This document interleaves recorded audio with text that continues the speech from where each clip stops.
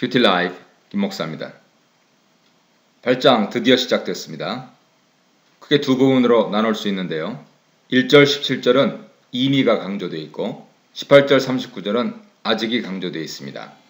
8장은 로마서 전반부인 1장으로부터 8장까지 결론이고요. 특히 5장부터 시작된 소망에 대한 결론을 보여주는 장입니다. 예수 그리스도를 믿으면서 사는 사람들의 문제에 대한 해결책을 보여주고 있습니다. 1절 보겠습니다. 그러므로 이제 그리스도 예수 안에 있는 자에게는 결코 정죄함이 없나니 이는 그리스도 예수 안에 있는 생명의 성령의 법이 죄와 사망의 법에서 너를 해방하였습니다. 여기서 나오는 그러므로는 논리의 대전환을 의미합니다. 그리스도 예수 안에서만 죄의 문제를 해결할 수 있는 하나님 은혜가 드러났다 선포하고 있는 것입니다. 육신은 예수 그리스도를 모르고 자기 중심적으로 살아가는 방법을 말합니다. 정죄함은 유죄 선고, 법정 선고입니다. 그리스도 예수 안에 있는 사람은 이 선고를 받지 않습니다. 그리스도께서 우리를 위해 율법이 요구하는 것을 완수해 주셨기 때문입니다. 3절입니다. 율법이 육신으로 말미암아 연약하여 할 수 없는 그것을 하나님은 하시나니 곧 죄로 말미암아 자기 아들을 죄 있는 육신의 모양으로 보내어 육신의 죄를 정하사 육신을 따르지 않고 그 영을 따라 행하는 우리에게 율법의 요구가 이루어지게 하려 하심이니라. 예수 안에서 해방이 일어나게 된 근거를 제공하고 있습니다.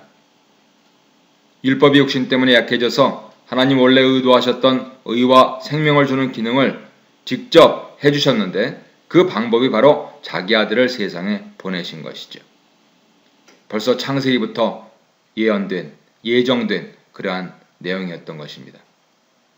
예수님은 육신 안에 도사리고 있는 죄를 정죄하셨습니다. 어떻게 하셨나요? 육신의 모양을 입은 하나님의 아들이 희생될 수밖에 없는 방법을 통해서였습니다. 빌립보 2장에 잘 나와 있지요. 예수님의 몸이 십자가에 못 박힐 때 죄는 자기가 원하는 것을 하나님 아들에게까지 그 죽음을 이루었다고 생각했지만 육신의 모양을 가졌던 예수님께서 죽으셨을 때 육신이 정죄당했고 그 안에 갇혀있던 죄도 육신과 함께 정죄당한 것입니다. 예수님은 죄의 싹, 사망을 다 들어주셨을 뿐만 아니고 죄가 가장 큰 무기로 자랑하며 사람들을 두려움에 떨게 했던 그 사망을 부활로서 깨뜨려버림으로 죄의 능력을 무력화시키신 것입니다. 하나님께서 그렇게 하시던 목적은 바로 우리 안에서 율법이 요구하는 것이 이루어지는 것을 하기 위함이셨습니다. 5절입니다. 육신을 따르는 자는 육신의 일을, 영을 따르는 자는 영의 일을 생각하나니 육신의 생각은 사망이요 영의 생각은 생명과 평안이니라. 육신의 생각은 하나님과 원수가 되나니 이는 하나님의 법에 굴복하지 아니할 뿐 아니라 할 수도 없습니다. 육신에 있는 자들은 하나님을 기쁘시게 할 수 없느니라. 만일 너희 속에 하나님의 영이 거하시면 너희가 육신에 있지 아니하고 영에 있나니 누구든지 그리스도의 영이 없으면 그리스도의 사람이 아니라. 또 그리스도께서 너희 안에 계시면 몸은 죄로 말미암아 죽은 것이나 영은 의로 말미암아 살아있는 것이니라. 예수를 죽은 자 가운데서 살리신 이의 영이 너희 안에 거하시면 그리스도 예수를 죽은 자 가운데서 살리신 이가 너희 안에 거하시는 그의 영으로 말미암아 너희 죽을 몸도 살리시리라. 영으로 사는 것과 육신으로 사는 것의 차이입니다. 육신의 삶의 방식은 그렇게 살면 죽음으로 갈 수밖에 없지만 영적인 삶의 방식은 그렇게 살면 생명과 평안으로 이끌립니다. 이 세상에서 잘 나가고 성공하는 것 같아도 그것이 육신이 주장하는 삶의 방식이면 하나님 관점에서는 죽은 것입니다.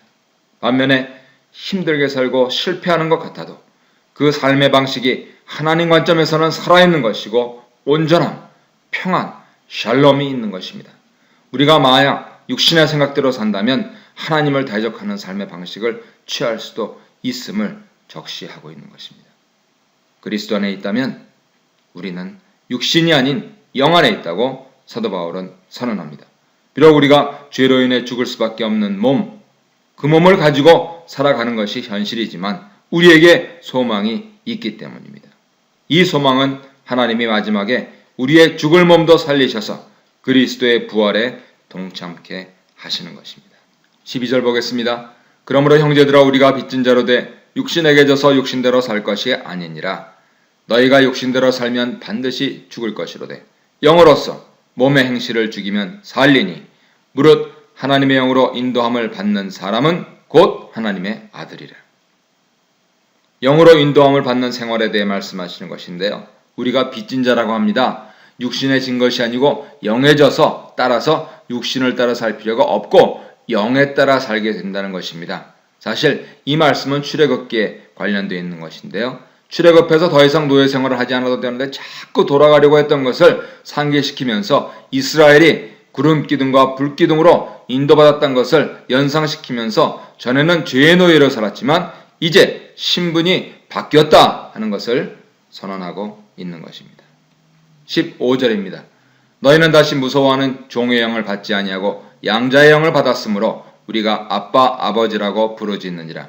성령이 친히 우리의 영과 더불어 우리가 하나님의 자녀인 것을 증언하시나니 자녀이면 또한 상속자 곧 하나님의 상속자여 그리스도와 함께 한 상속자니 우리가 그와 함께 영광을 받기 위하여 고난도 함께 받아야 할 것이니라. 새로운 신분은 바로 하나님을 아빠 아버지로 부를 수 있는 하나님의 자녀됨입니다.